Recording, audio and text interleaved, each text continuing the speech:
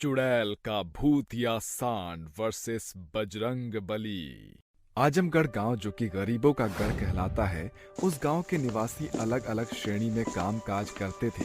जैसे कोई पशुपालन तो कोई मत्स्य पालन, तो वही गांव का बड़ा कस्बा किसानी से अपने घर का दाना पानी चलाता था। मगर आजकल आजमगढ़ गांव में दहशत ने डेरा डाला हुआ है। दरअसल गांव में एक भयानक भूतिया सांड और चुड़ैल ने अपना बसेरा बनाया हुआ है, जो हर एक रात गांव में आकर आतंक मचाते हैं। अरे बौराई लुगाई, इतनी रात को खिड़की पर खड़ी होकर क्यों अपनी मौत को बुलावा दे रही हो? हैं? अरे वो चुड़ैल किसी भी क्षण गांव में आने ही वाली होगी। तभी चुड़ैल अपनी भूतिया सांड पर सवार होकर गांव में आती है। उस भूतिया सांड की आंखें बेहद भयानक और उसके सींग बेहद बड़े आकार के थे। जैसे ही भूतिया सांड अपने कदम गांव की धरती पर रखता है, धरती थर्रा उठती है और चुड़ैल कहती है, आजमगढ़ के निवासियों, कहाँ छुपे बैठे हो? बाहर निकलो। देखो, आज फिर मैं अपनी भूतिया सांड के साथ आजमगढ़ की धरती पर खड़ी हूँ। अच्छा, तुम चुड़ैल से चालाकी कर रहे हो? अब मेरा भूतिया सांड तुम्हें सबक सिखाएगा। चुड़ैल का आदेश पाकर भूतिया सांड अपनी भूतिया भयानक नजरों को चारों ओर नचाने लगता है। तभी किशोर का किवाड़ बजता है और भूतिया सांड बोलता है, उस किवाड़ के अंदर मेरा शिकार है, मैं जा रहा हूँ उसे पकड़ने। भूतिया सांड तेज रफ्तार में दौड़ते हुए किवाड़ तोड़कर किशोर को अपने सींगों पर उठाकर मैदान में लाकर पटक देता है। खौफ से भरा किशोर छटपटाते हुए मदद के लिए चीखता चिल्लाता है, अरे मर गया रे! अरे गंदे सांड, अरे मुझे छोड़ दे रे भाई। सांड से शान पटी नहीं चलेगी। अरे कितने दिन बाद इतना तगड़ा शिकार हाथ लगा है। अरे जालिम, अरे छोड़ मुझे रे! अपने बचाव में किशोर सांड को मारने लगता है। तभी भूतिया सांड सिंग हिलाते हुए कहता है, तेरी इतनी सी मार से मेरा कुछ नहीं बिगड़ने वाला। अब तू देख कि मैं कैसे तेरा कचूम्बर बनाता हूँ। चुड़ैल का भूतिया सांड चिघरते हुए अपने पैने सिंह किशोर की पीठ में गड़ा देता है, जिसके साथ किशोर की मौत हो जाती है। ये देखकर चुड़ैल कहती है, शाबाश मेरे भूतिया सांड, चल आज के लिए इसकी बोटी हमारे लिए बहुत है। चुड़ैल किशोर के शव के साथ भूतिया सांड पर सवार होकर जंगल की ओर भाग जाती है। अगली सुबह पूरा गांव मैदान में जमा होता है, जहां जमीन काफी दूर तक किशोर के खून से सनी हुई देखकर उनकी हिम्मत टूट जाती है। जाने ये जालिम चुड़ैल हमारे गांव पर क्यों बस गई है? इसका भूतिया सांड लोगों को मारकर अपनी भूख मिटाता है। एक ठो दुखड़ा हो तो टल भी जाए। सबसे बड़ी विपत्ति तो जो चुड़ैलवा का जो सांड है, ये दिन दहाड़े हमारे खेत में टहलुआ बनने लगा है। अरे महीनों की मेहनत के बाद हम किसान फसल उगाते हैं और फसल के पकने से पहले उस सांड के पेट में पड़ जाता है। रमुआ एकदम खरी बात बोल रहा है कि भूतिया सांड ना तो शाकाहारी है न मांसाहारी। ये सर्वाहारी सांड सब कुछ खाता है। ससुर का नाती, लगता है श्री राम हमारे गांव से रुष्ट हो गए हैं। अब राम भक्त हनुमान ही हमारे गांव को इस चुड़ैल और इसके भूतिया सांड से बचाएंगे। बात विचार खत्म करके पूरा गांव गढ़ भगवान श्री राम के मंदिर में आकर कहते हैं, हे अयोध्या नरेश, भगवान श्री राम के भक्त हनुमान, आप तो ज्ञान और गुण के सोता है। हम बलहीन हैं, हमारे पास इतनी बुद्धि ही नहीं जो हम उस चुड़ैल और उसके भूतिया सांड से भिड़े। बजरंग बली, आपने केवल अपनी पूंछ से लंका जलाकर रावण का गुरूर चकनाचूर किया था। हमारी बिगड़ी दशा में हमारे सहायक बनो भगवान। पूरा गांव गढ़ बजरंग बली के सामने बैठा आंसू बहाते हुए हाथ फैलाकर मदद की मांग करते हैं। देखते ही देखते सूरज की लालिमा घटना शुरू हो जाती है। सांझ की बेला बीत जाती है। सभी अपने घरों की ओर बढ़ने लगते हैं। फिर उसी रात सर्द लहरें बरसी हुई तेज तूफान तूफान में बदल जाती है और बादल भी गरजने लगते हैं। ये देखकर रमुआ गमछा बांध कर बाहर निकलता है। तभी उसकी पत्नी रेवा उसे रोकते हुए कहती है, इतनी हड़बड़ी में कहाँ जाने को सोच रहे हो? अरे रेवा, मौसम बहुत बिगड़ा हुआ है। हम खेत में पानी निकलने के डगर नहीं बनाए हैं। हमके यही बखत खेत खलिहान जाकर खड्डा खोदे के पड़ी। और नहीं तो फसल में बरसात की बौछार हो जाई हो। अरे अभी जाना जरूरी है क्या? कल जाकर देख लेना फसल। अभी वो भूतिया सांड खेतों में डेरा डाले होगा। अरे बिहान के भरोसे बैठब तब फसल छिन्न भिन्न हो जाई और खौफ खाए से बात नहीं बनती। बजरंग बली जी है हमारे साथ। बिना खौफ खाए बजरंग बली का नाम लेकर खेत की ओर बढ़ जाता है। तभी वो देखता है कि चुड़ैल अपनी भूतिया सांड पर सवार होकर उसे फसल के बीच चरा रही थी। ये देखकर उसके मुंह से चीख निकल जाती है। चुड़ैल चुड़ैल चुड़ैल चुड़ैल। चुड़ैल हनुमान चालीसा से डरती है। अब हनुमान चालीसा ही मेरा ढाल बनेगा।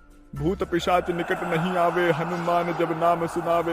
रमुआ हनुमान चालीसा जपते हुए तेज डग से दौड़ता हुआ हनुमान मंदिर के पास पहुंचता है। तभी उसकी सांस टूटने से जाप जैसे ही रुकता है, सांड उसे अपनी सींग से जमीन पर पटक कर अपने पांव से उसे कुचलते हुए कहता है, राम नाम जपना, पराया माल अपना। हे बजरंग बली, अवतार लो भगवान, ये गढ़ चुड़ैल के चंगुल में फंसा है। ये सुनकर खिसियाई चुड़ैल अपने दांत बढ़ाकर रमुआ की आखिरी सांस भी बंद कर देती है। ये कलयुग है, राम राज्य नहीं, जो बजरंगा प्रकट होकर बचाव करेगा। रमुआ को रौंद कर चुड़ैल अपनी भूतिया सांड पर सवार होकर गांव में आकर दहशत मचाती है। तभी प्रकृति बडौल होने लगती है, मानो कोई बड़ी शक्ति अवतार लेने वाली हो। तभी मंदिर की घंटियां जोर शोर से बजने लगती है और बजरंग बली प्रकट होकर सैकड़ों वानर की बड़ी सेना के साथ गांव की ओर बढ़ते हैं। बजरंग बली के चारों ओर आग की ज्वाला भड़क रही थी। उन्हें देखकर पूरा गांव गढ़ फाटक खोलकर बाहर आते हैं। अरे देख ले मेरे भूतिया सांड, ये गांव वाले कल तक हमारे खौफ से भीगी बिल्ली बनकर घरों में दुबके रहते थे। इस बजरंग बली से बड़ा याराना लगता है इनका। चुड़ैल, तूने और तेरे भूतिया सांड ने मेरे भक्तगढ़ के साथ बहुत सताव किया। बावजूद इसके तुझे एक अवसर देता हूँ, इस गांव को छोड़कर चली जा। कभी नहीं, ये गांव मेरे भूतिया सांभा का शिकार भेदने को बना है। तू यहाँ से चला जा बजरंगा। ये सतयुग नहीं है, ये कलयुग है, जहाँ बुराई भलाई पर भारी पड़ती है। तो फिर आज श्री राम भक्त बजरंगी तुझे सत्य से परिचित कराएगा। बजरंग बली और चुड़ैल के बीच युद्ध छिड़ जाता है। बजरंग बली अपने विशाल आकार में आकर हवा में उड़ते हुए दहाड़ते हुए चुड़ैल पर अपनी गदे से प्रहार करते हैं। पहले ही प्रहार से चुड़ैल और भूतिया सांड बलहीन होकर जमीन पर गिर जाते हैं। उठ सांभा, आज तुझे और मुझे मिलकर बुराई का बिगुल बजाना है। उठ।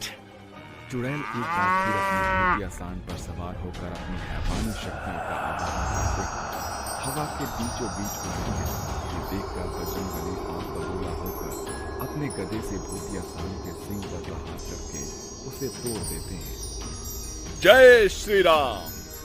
तेरी चाल खत्म हुई चुड़ैल। नहीं सांभा, तू मर नहीं सकता। अब मुझे कोई नहीं बचा सकता। भूतिया सांड के सिंग के खात्मे के साथ चुड़ैल भी छटपटाने लगती है और देखते ही देखते सांड का शरीर खाक बनने लगता है। दूसरी ओर चुड़ैल भी खाक बन जाती है, जिसके बाद पूरा गांव गढ़ बजरंग बली के सामने टखनों पर बैठ जाता है। हे बजरंग बली, हम बलहीनों हमारे के बीच बीच आकर आपने ये सिद्ध कर दिया है कि चाहे युग कोई चाहे भी कोई भी क्यों ना हो, बुराई की कटनी बुरे मौत के साथ काटनी पड़ती है। मेरे प्रिय भक्त गणों, मुझे तो आना ही था, क्योंकि जब श्री राम के नाम से कोई बजरंगा का स्मरण करता है तो मुझे उनके बीच आना ही पड़ता है। कहिए जय श्री राम। इसी के साथ बजरंग बली एक जलती हुई बाती बनकर भगवान श्री राम के प्रतिमा के हृदय में समा जाते हैं। अब आजमगढ़ गांव पहले की तरह बेखौफ होकर खुशी से रहने लगता है। सच है साथियों, बुराई चाहे लाख बड़ी क्यों ना हो, सच्चाई उसका सर्वनाश कर ही देती है। भारत के एक उत्तरी दिशा में एक छोटा सा झुंझुनपुर नाम का एक गांव था, जहां सभी लोग बड़े खौफ में रहते थे। वहां जल्दी से कोई भी बाहर का व्यक्ति आता जाता नहीं था, क्योंकि एक चुड़ैल लोगों को मार डालती थी। वीरेंद्र भी अपनी पत्नी काजल के साथ घूमने आया था, मगर कार खराब होने की वजह से वो पास के झुंझुनपुर गांव में दाखिल हो जाता है, जहां बिल्कुल सन्नाटा था। उसके आते ही गांव के मौसम का मिजाज बिगड़ गया था। तभी वो पैदल जाते हुए कहता है, काजल तुम्हें गांव थोड़ा अजीब नहीं लगता? इतना घनघोर अंधेरा हो गया कुछ ही देर में। आपने बिल्कुल ठीक कहा। अब हम यहाँ कैसे रहेंगे? मुझे तो डर सा लग रहा है। दोनों किसी को जानते नहीं थे, इसलिए मालती नाम की एक औरत का दरवाजा खटखटाकर उसके घर चले जाते हैं, जहां वो औरत उन्हें पनाह दे देती है और कहती है, आपको यहाँ नहीं आना चाहिए था। आपने कभी इस गांव के बारे में नहीं सुना क्या? आप ये सब क्या कह रही हैं? हाँ साफ साफ बताइए ना, क्या बात है? आप घबराई हुई क्यों लग रही हैं? 1 मिनट। ये बोलकर वो खिड़की दरवाजे बंद कर लेती है और अच्छे से इधर उधर देखकर कहती है, दरअसल हमारे गांव में एक चुड़ैल है। वो किसी को नहीं छोड़ेगी। उसने हम सबको परेशान कर रखा है, और जो कोई भी बाहरी व्यक्ति आता है उसे भी वो मार डालती है। आप दोनों छुप कर रहिएगा। उन्हें भनक भी नहीं लगनी चाहिए कि आप इस गांव के नहीं हैं, इसलिए आप हमारे जैसे गांव के कपड़े पहन लीजिए। आप कैसी बात कर रही हैं? आज के दौर में कोई भूत चुड़ैल नहीं होता है। हाँ, आपका वहम होगा। मुझे पता है आप मेरी बातों का विश्वास नहीं करेंगे, लेकिन ये सच है। तभी बहुत तोड़ फोड़ की आवाज आती है। उसके घर का दरवाजा भी टूट जाता है और चुड़ैल कहती है, तुम लोगों की हिम्मत कैसे हुई मुझसे बचने की? पता है ना, किसी नए परिंदे को पर मारने भी नहीं देती मैं। चल जल्दी से तू और बाकी गांव वाले सभी अपने घर से बाहर निकल जाओ। अच्छा नहीं आओगे तो अभी बताती हूँ। ऐसा कहते ही चुड़ैल तोड़ फोड़ करने लगती है, पेड़ों को रौंद देती है, अपनी फूंक से गांव में बवंडर ला देती है, जहां लोग उससे बचकर इधर उधर भाग रहे होते हैं। तुम लोग कैसे नहीं मानोगे? तुम्हारे खेतों को खराब कर दूंगी। बचा खुचा अनाज भी खाने के लिए तरस जाओगे। देखा, मैंने कहा था ना, चुड़ैल है। देखा उसने क्या किया? उसे पता चल गया कि तुम हमारे घर में हो। अब क्या होगा? मार डालेगी वो। अब किसी को नहीं छोड़ेगी। अब क्या होगा? इसका कोई उपाय तो होगा ना? क्या ऐसा कुछ नहीं है जिससे हम इस चुड़ैल से बच पाएं? मुझे बहुत डर लग रहा है वीरेंद्र। मैं मरना नहीं चाहती। आखिर वो चुड़ैल गांव में कब्जा करके क्यों बैठी है? क्यों सताती है? पता नहीं, लेकिन 1 साल से उसने हम गांव वालों पर कब्जा कर रखा है। तब से उसने रातों की नींद उड़ा दी है। परेशान करती है। रोज रोज आकर हमें धमकी देकर पटकती है। आपके गांव में कोई ऐसा तो होगा ना जो हमें बता सके कि चुड़ैल का अंत कैसे होगा। तभी कमला नाम की बुढ़िया उनकी कुटिया में आकर कहती है, मैं जानती हूँ, एक साधु बाबा है जो उस चोटी वाले पहाड़ पर मिलेंगे। उस पहाड़ की सीधी चढ़ाई है। वहाँ जाना खतरे से खाली नहीं है। बड़ी मुश्किल से छुपते छुपाते यहाँ आई हूँ। चुड़ैल बाहर तहलका मचा रही है। आप मुझे रास्ता बता दीजिए, मैं उन साधु बाबा से बात करूंगा और कुछ ना कुछ रास्ता तो जरूर मिलेगा। ध्यान से जाना। वो बुढ़िया उसे पहाड़ी वाले साधु बाबा के पास जाने का रास्ता बताती है। वहीं दूसरी ओर चुड़ैल गांव में लोगों को परेशान करती है और चली जाती है। फिर अगले दिन आती है और चली जाती है और वीरेंद्र उन साधु बाबा के पास पहुंचने के लिए चट्टानों को चीरता हुआ पहाड़ पार करता है। तभी उसका पैर फिसल जाता है, लेकिन वो बच जाता है। और इस पहाड़ पर जाना तो खतरे से खाली नहीं है यार। हाँ, शुक्र है मैं बच गया। ऐसा कहकर वीरेंद्र आगे बढ़ता है और साधु बाबा के पास पहुंच जाता है और उनसे मिलकर गांव के बारे में सब कुछ बता देता। तभी वो कहते हैं, ये तो बहुत ही शक्तिशाली चुड़ैल है। मेरे पास ऐसी सिद्धियां नहीं है कि मैं उसे मारने का कोई तरीका बता सकूं, लेकिन मुझसे भी ज्यादा शक्तिशाली और अनुभवी अनेक सिद्ध वाले एक साधु हैं, लेकिन वो भूतिया साधु बाबा हैं। उन्हें बुलाना पड़ेगा। देखिए, मैं आपके हाथ जोड़ता हूँ, उन बाबा को बुला लीजिए प्लीज। मैं अपनी पत्नी के साथ कभी भी घर नहीं लौट पाऊंगा और गांव वाले भी इसी तरह से परेशान होंगे। ठीक है, बुलाता हूं उन्हें। ओम नमः नमः नमः साधु भूतेश्वरी निमंत्रणम गच्छामि। उन साधु बाबा की ये कहते ही हल्की परछाई के साथ एक नीली रोशनी में वो भूतिया साधु बाबा प्रकट होते हैं और कहते हैं, भला ऐसी क्या विपत्ति पड़ गई जो मुझे बुलाना पड़ा? भूतिया बाबा, मेरा प्रणाम। आपका यह बच्चा मेरे पास बहुत आस लेकर आया है। इनके गांव में एक ऐसी चुड़ैल है जिसने सालों से उधम मचा रखा है और वो किसी के बस में नहीं है, जाने का नाम भी नहीं ले रही। आप ही अपनी सिद्धियों से उस गांव का कल्याण कर सकते हैं, उस चुड़ैल का अंत कर सकते हैं। हमारी मदद कीजिए बाबा। हाँ साधु बाबा, अब आप ही हमारी मदद कर सकते हैं। ठीक है, अपने गांव में मुझे ले चलो। तभी वो भूतिया साधु बाबा उस गांव में पहुंचकर एक पेड़ के नीचे बैठकर उस चुड़ैल को बुलाने का आह्वान देते हैं, जिसके बाद बवंडर के साथ वो भूतिया साधु के समक्ष खड़ी होकर हंसते हुए कहती है, तू भूतिया साधु, तू आएगा गांव वालों को मुझसे बचाने के लिए? भूल जा, ऐसा कुछ नहीं होगा। इस गांव पर हमेशा मेरा ही कब्जा रहेगा। तेरे इस घमंड और गलत फहमी को मैं अभी दूर कर दूंगा। ओम ऐं ह्रीं क्लीं चामुंडाय विच्चे। ओम ऐं ह्रीं क्लीं चामुंडाय विच्चे। ओम ऐं ह्रीं क्लीं चामुंडाय विच्चे। पिशाचिनी त्राहि माम नमः। ये कहते ही चुड़ैल नीचे गिर जाती है। भूतिया साधु, तेरी इतनी हिम्मत, तूने मुझ पर वार किया, इसका हर जाना तुझे भुगतना होगा। ऐसा कहते ही चुड़ैल अपने विशाल रूप में आकर अपनी शक्ति मजबूत कर साधु पर भूतिया साधु भी विशाल रूप में आकर उस पर प्रहार करता है। दोनों में भयंकर युद्ध चलता है और तभी भूतिया साधु अपना सबसे बड़ा अस्त्र निकालकर उसके पेट में मार देता है।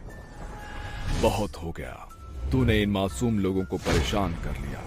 तेरी वजह से आज इस गांव की जमीन बंजर सूखी पड़ी है। तेरा अंत निश्चित है चुड़ैल। ये कहकर भूतिया साधु एक और बार मारते हैं और मारते हुए वो कहती है, मार डाला मुझे।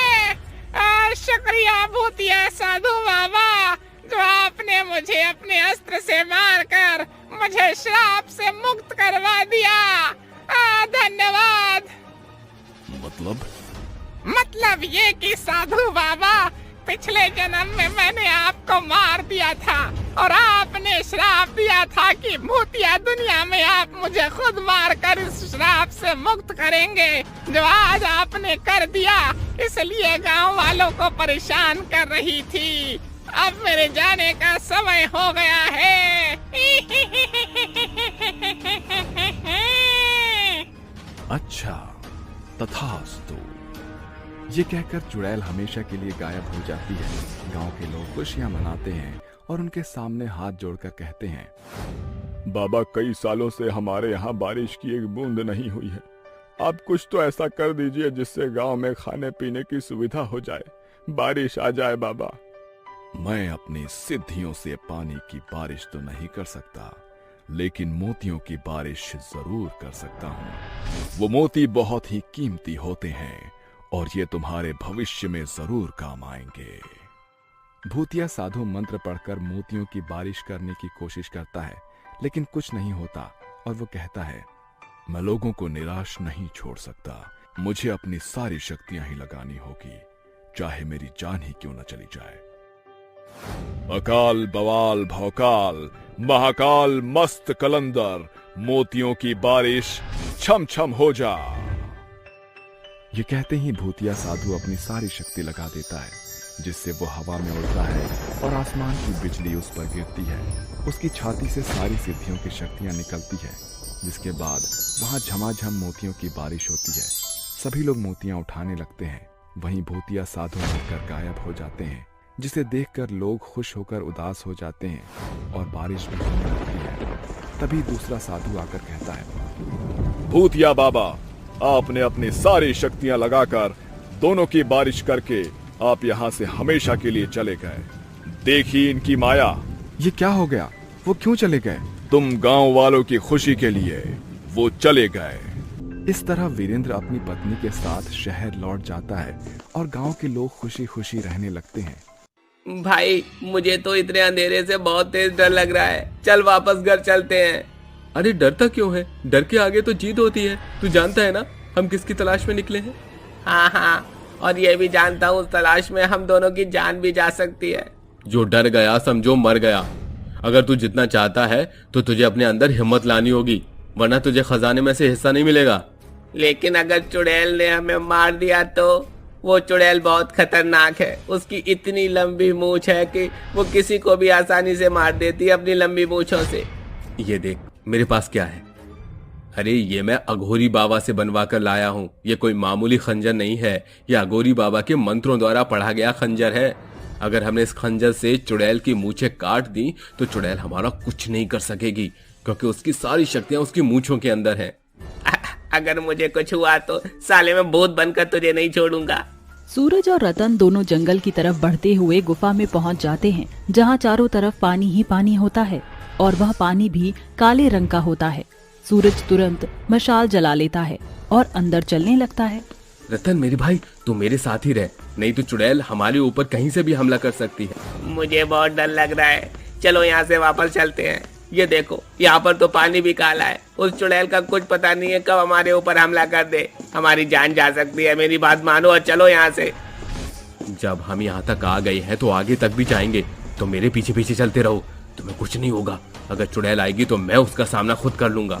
इतना कहने के बाद सूरज आगे की तरफ बढ़ जाता है। देखते ही देखते वह गुफा के बिल्कुल बीचों बीच पहुंच जाता है, जहां पर लंबी मूंछों वाली चुड़ैल आराम से सो रही होती है।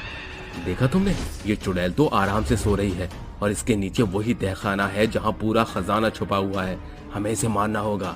ऐसा सोचकर सूरज खंजर हाथ में पकड़ते हुए चुड़ैल की तरफ बढ़ने लगता है। जैसे ही वह उसकी लंबी मूंछें पकड़कर काटने वाला होता है, चुड़ैल की आंखें खुल जाती हैं और वह अपनी मायावी शक्तियों से सूरज को बहुत तेज धोखा देती है, जिसके बाद वह अपनी मूंछों से सूरज को पकड़ लेती है। तुम्हें क्या लगा कि तुम यहाँ पर आओगे और मैं तुम्हें सारा खजाना हड़पने दूंगी? मेरे होते हुए खजाने तक कोई नहीं पहुँच सकता। हमें माफ कर दो। हमसे बहुत बड़ी गलती हो गई। हम यहाँ से वापस जाएंगे। हमें जाने दो, हमें वापस जाने दो। जो भी यहाँ आता है अपनी मर्जी से आता है, लेकिन उसका यहाँ से जाना मेरी मर्जी से होता है। अगर तुम्हें यहाँ से जाना है तो उससे पहले तुम्हें मुझे हराना होगा। क्या तुम मुझसे मुकाबला करने के लिए तैयार हो? हम तुम्हारा मुकाबला नहीं कर सकते, हमें छोड़ दो। देखो हमसे बहुत बड़ी भूल हो गई, आइंदा हम यहाँ कभी नहीं आएंगे। अरे तुम तो चूहे निकले। इससे अच्छा कि मैं तुम्हें सीधा अपने मुंह में निकल जाऊं। मुकाबला तो तुमसे करना नामुमकिन है। ऐसा कहकर चुड़ैल रतन और सूरज को अपने मुंह में निगल जाती है, जिसके बाद चुड़ैल तहखाने के दरवाजे के ऊपर ही सो जाती है। जो भी उस गुफा में जाता चुड़ैल उसको मार देती। ऐसे ही कई लोगों को चुड़ैल मार चुकी थी, लेकिन आज भी कई लोग खजाने की तलाश में गुफा के अंदर पहुंच जाते हैं। वही एक जगह ऐसी थी जहां उस गांव के लोगों को खजाने की बहुत जरूरत थी। आखिरकार ऐसा कब तक चलता रहेगा? मुझे तो कुछ भी समझ नहीं आ रहा। हमारे गांव में किसी भी घर में अनाज नहीं है, ऊपर से सरकार हमारे ऊपर ध्यान नहीं दे रही। इन हालातों में तो हम लोग मर जाएंगे। अरे इस गरीबी के चलते मेरा पूरा परिवार भूखा ही मर गया। पता नहीं मैं क्यों जिंदा हूँ। इससे अच्छा होता कि मैं भी मर जाता। ऐसे खुद को कोसने से कुछ नहीं मिलेगा, हमें कोई ना कोई तो समाधान ढूंढना ही होगा। तभी वहाँ पर एक बहुत ही बुजुर्ग औरत आती है और वहाँ खड़े सभी गांव के लोगों को कहती है, जंगलों के बीचों बीच उस गुफा के अंदर एक लंबी मूंछों वाली चुड़ैल रहती है। वह चुड़ैल कई समय से खजाने की हिफाजत कर रही है। उस लंबी मूंछों वाली चुड़ैल से खजाना बचाकर अगर कोई ले आए तो हमारे गांव की सभी परेशानियां दूर हो जाएंगी। क्या कहा? खजाना? लेकिन वो चुड़ैल हमें खजाना कैसे लाने देगी? हाँ, मैंने सुना है उसके बारे में, लेकिन उस गुफा में जो भी जाता है वो लौटकर वापस कभी नहीं आता है। मैं जाऊंगा उस गुफा के अंदर। मेरा परिवार तो मर चुका है। जाते हुए मैं अपनी जान इन गांव वालों के नाम करना चाहता हूँ। जिंदा बचा तो लोगों की मदद करूंगा और मर गया तो मुझे बहुत खुशी होगी, क्योंकि बिना परिवार के मेरा जीना व्यर्थ है। कैलाश चुड़ैल की गुफा में जाने के लिए तैयार हो जाता है, जिसके बाद जैसे ही शाम होती है वह जंगल में पहुंच जाता है। वह जंगल में चलता रहता है। वहीं दूसरी तरफ गुफा में लंबी मूंछों वाली चुड़ैल बोर हो जाती है और खुद से कहती है, काफी समय से मैं यहाँ अंदर ही हूँ। इन मूंछों की वजह से मैं बाहर भी नहीं जाती हूँ। आज मेरा बाहर घूमने का बहुत मन है। ऐसा सोचकर चुड़ैल अपनी लंबी मूंछों के साथ बाहर घूमने के लिए निकल पड़ती है। उसी समय कैलाश भी गुफा में पहुंच जाता है, जिसके बाद उसे चुड़ैल दूर दूर तक कहीं नहीं दिखाई देती। लोग तो कहते थे कि यहाँ लंबी मूंछों वाली चुड़ैल रहती थी, लेकिन यहाँ तो कुछ भी नहीं है। चलो जल्दी से सारा खजाना निकाल लेता हूँ।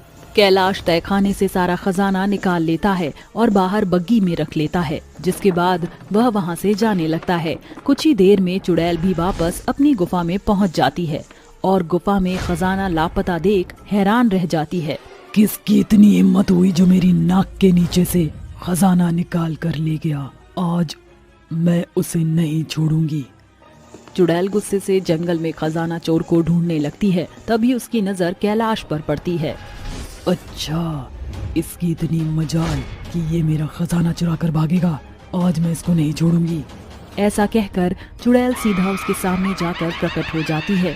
अच्छा, तो तू है वो चुड़ैल जिसकी लंबी मूछें हैं और जो इस खजाने की सालों से रक्षा कर रही है। तूने इस खजाने को बाहर लाकर मुझे ललकारा है, अब तू नहीं बचेगा। चुड़ैल कैलाश के ऊपर हमला बोल देती है, जिसके बाद कैलाश अपना बचाव करने लगता है। देखते ही देखते चुड़ैल उसको मारने ही वाली होती है, लेकिन तभी कैलाश एक खंजर से उसकी मूंछ काट देता है, जिसके बाद चुड़ैल एक आत्मा में बदल जाती है। आखिरकार तुमने मुझे मुक्त कर ही दिया। लेकिन मैंने तुम्हें मुक्त कैसे किया? पहले मैं ऐसी नहीं थी। एक दिन की बात है, मैं मंदिर से पूजा की थाली लेकर वापस घर की तरफ लौट रही थी। तभी मुझे मंदिर की सीढ़ियों पर एक साधु बाबा मिले, जिनकी बहुत लंबी मूछें थी। मैं उन्हें देखकर हंस पड़ी। लगता है 500 साल पुराने साधु बाबा हो, तभी तो आपकी इतनी लंबी मूछें। मुझे तो देखकर ही हंसी आ गई। मेरी लंबी मूछों का मजाक उड़ाने की तुम्हारी हिम्मत कैसे हुई? तुम नहीं जानती मैं तुम्हारा क्या करूंगा। साधु बाबा मुझसे नाराज हो गए थे, लेकिन उनकी लंबी मूंछों को देखकर मेरी हंसी रुक ही नहीं रही थी, जिसकी वजह से उन्होंने मुझे श्राप दिया था। तूने मेरी लंबी मूंछों का मजाक उड़ाया है, ये मुझे बिल्कुल पसंद नहीं आया। मैं तुझे श्राप देता हूँ, आज के बाद तेरी लंबी मूंछें हो जाएंगी और तू सालों भर एक गुफा में एक खजाने की रक्षा करेगी, जैसे मैं करता था। अब से तू चुड़ैल बनकर उस खजाने की रक्षा करेगी। उनके श्राप के बाद मैं चुड़ैल बन गई और मेरी लंबी मूंछें निकल आईं, जिसके बाद मैं गुफा में पहुंच गई और इस खजाने की रक्षा करने लगी। तुम्हें चिंता करने की कोई जरूरत नहीं है। ये खजाना मैं लालच में आकर नहीं लेकर आ रहा था। इस खजाने की जरूरत गांव के लोगों को है। हमारे गांव में सभी लोग खाने के लिए तरस रहे हैं। हमारे गांव में किसी भी घर में अनाज का एक दाना तक नहीं है। ये खजाना हमारी मदद करेगा। ये सुनकर नताशा की आत्मा बहुत खुश होती है, जिसके बाद उसे वहां से मुक्ति मिल जाती है। वहीं दूसरी तरफ कैलाश खजाना गांव ले आता है और गांव वालों की परेशानी भी हमेशा के लिए खत्म हो जाती है और सभी खुशी खुशी रहने लगते हैं।